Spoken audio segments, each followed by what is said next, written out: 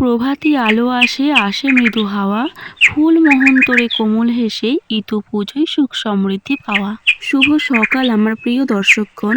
আজকের ব্লগে আমি তোমাদের সঙ্গে শেয়ার করতে চলেছি আমাদের বাড়ির ইতু পুজোর এক অসাধারণ অভিজ্ঞান। আজ রবিবার, ঘড়ির কাঁটায় 10টা বাজছে এখন। কফি কাপে চুমুক দিয়ে আজকের ব্লগটা শুরু করছি।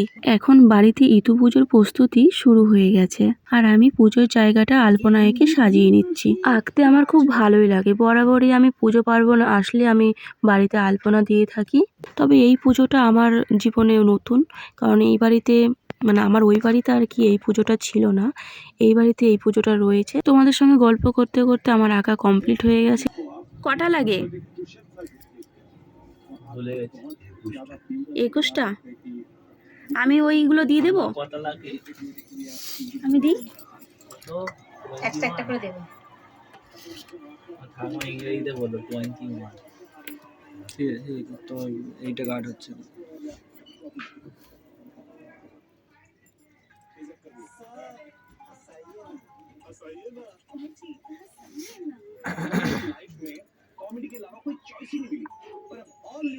কটা হয়েছে?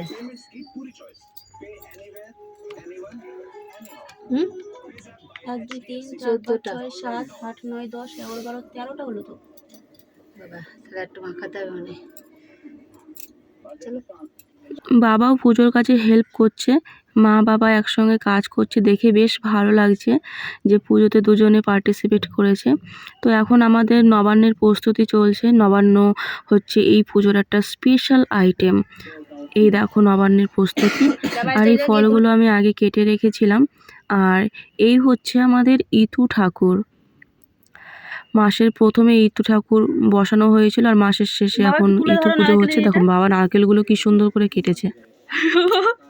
কি সুন্দর লাগছে দেখো।